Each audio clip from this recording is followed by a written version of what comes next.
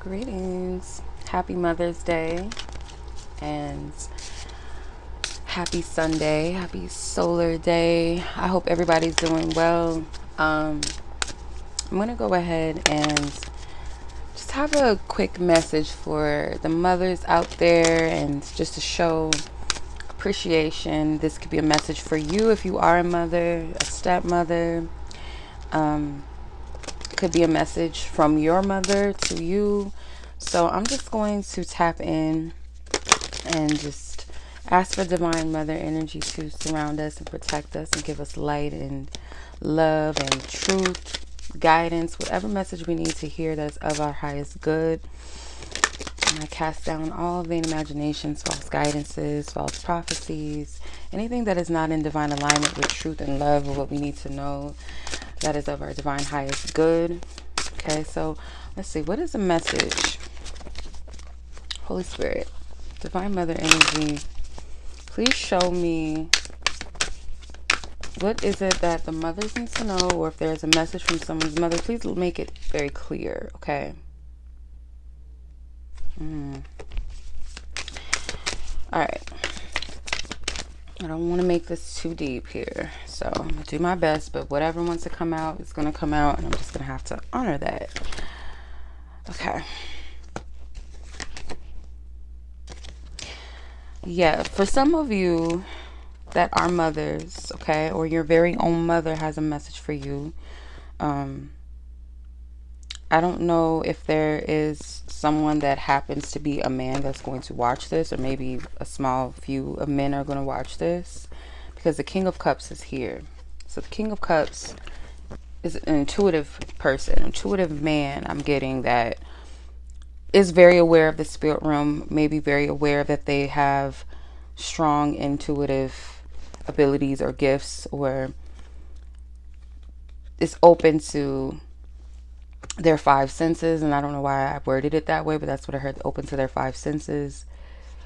So what I'm getting, someone is needing to kind of reassess their choices in life. And I'm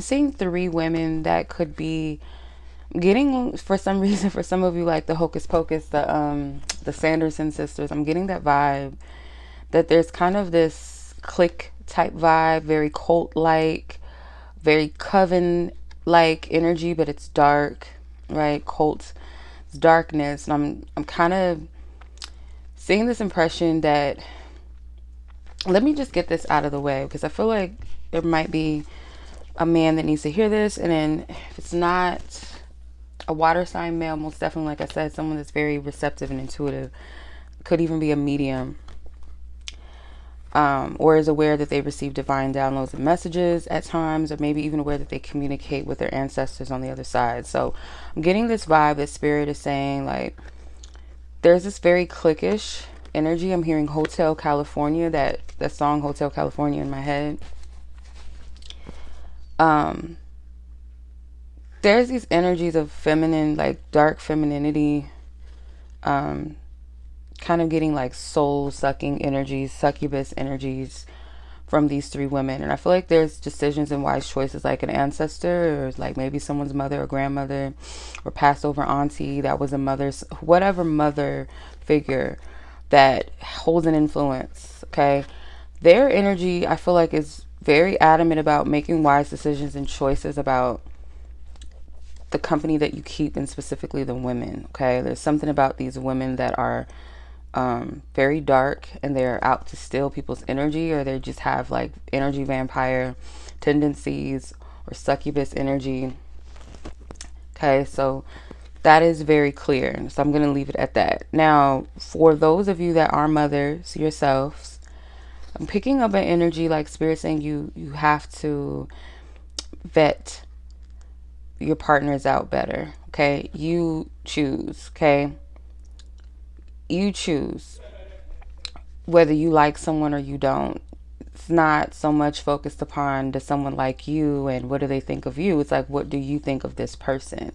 How do you feel about this person? You know, there's a level of being in empowerment, a position of empowerment when it comes to trusting yourself, honoring yourself, and choosing the best for you.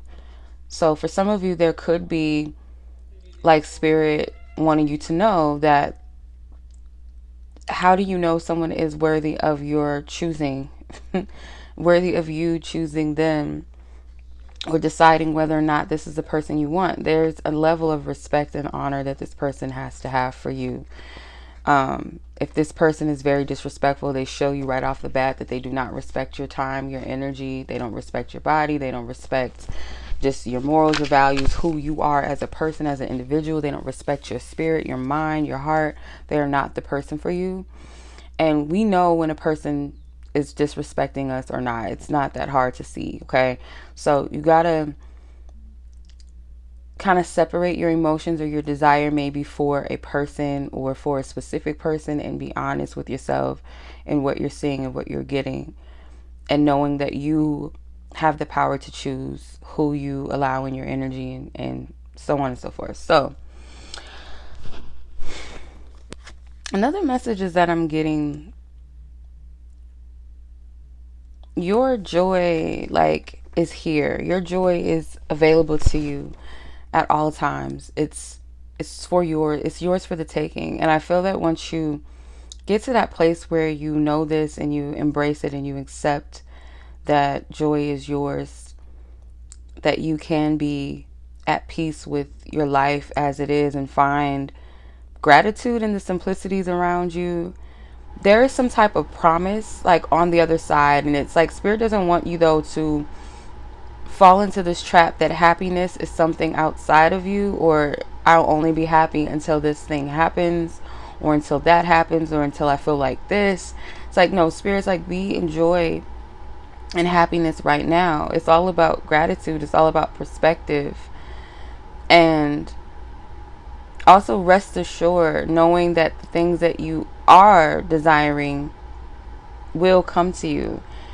You will fall into alignment with this. You don't want to miss the present moment now because you're too focused on what isn't here now. Because what's for you is not going to pass you by. So if you're present and you're content with life and in a state of, gratitude and at peace and just happiness, and, you're grateful for what you do have, you'll fall into alignment for more. That's what Spirit is saying. And the very things that you've been asking for. Because there is this feeling, ironically, you have the 5 of Pentacles, and the next card out was the 6 of Pentacles. So I do get this feeling that for some of you, there is this worry around something with the material world. And it literally could be your finances. They're worried about, well, what about me, and when is this going to come, or is good things going to come into my life? For some of you, this King of Cups could very well be love as well, because you have the 9 of Cups here and it has a rainbow. So there's a promise that Spirit is saying you will have that love that you deserve, but you have to be receptive to it. There's also this 𝑀𝓊𝓋𝒶 energy here. For some of you, you resonate with the ocean. You resonate with your ancestry. Could be from I'm seeing like West Indies for some of you. Hearing Brazil. Yeah, some of you guys, your ancestors are from these specific places. And I'm also hearing the Philippines too. So something with like waters and oceans. So yeah, there's a promise here, and there's a specific ring of 3 women that keep standing out to me. So these could be ancestors around, okay?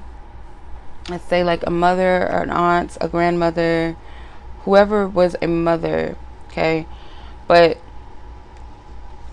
Spirit is wanting you to know you're not overlooked, okay? There's this feeling of being almost like you're feeling overlooked, or you feel like blessings are passing you by, or it's not coming to you, and maybe coming around people that you're closest to, and you feel like the things that you're asking for are being given, or other people are being blessed with the things that you've been asking for. But Spirit is saying that is not an indication of blessings passing you by, but rather your blessing, your harvest in some instance is very close.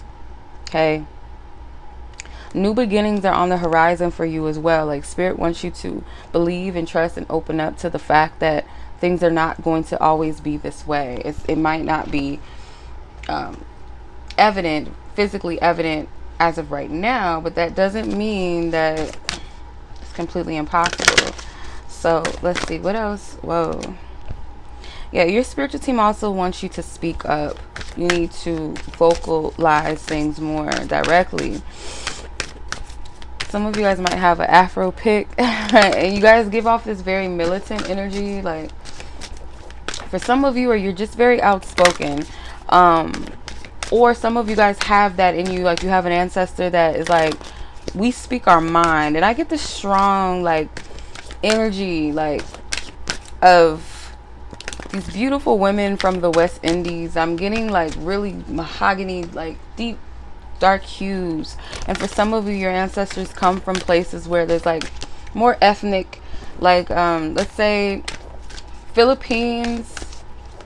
They don't show these type of Filipinos or Filipinas, but you know, the ones that have the afros and have a little bit of color to them, your ancestors could very well come from that. Some of you guys, I'm hearing Australia, so like indigenous peoples from Australia, New Zealand, Haiti, I'm hearing too. Haiti, Brazil, like I said, I'm hearing these being called out.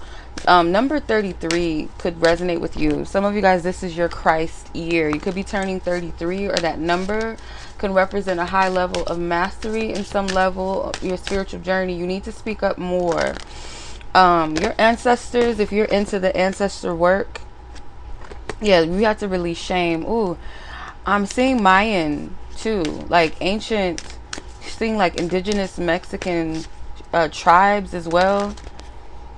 There's shame that you're releasing. Like your name, okay, some of you guys, your name could be Susie, Susan, Suzanne. I'm hearing that name too. Some of you guys could be from Colombia. Your ancestors are from Colombia. You're releasing like shame from your bloodline. Your maternal bloodline is like, you're releasing that. Some of you guys might be called to like a deep fasting, or like some of you guys might, I don't know if you literally are into some type of tradition that you're going to be called to, where you're already aware of these traditions and you practice them. It's like you're cleansing the shame from your bloodline. And I just want to give you guys a heads up, and this might be TMI, but if you find that your yoni is being cleansed in any type of way, I can't really say that, and I have to be careful because, you know, health reasons wise, I'm not a healthcare physician, so, you know, please consult your doctor. But I am getting this energy of the yoni being cleansed. I'm seeing the color red, so you catch my drift. That could very well be a sign of purging out this shame in your maternal bloodline.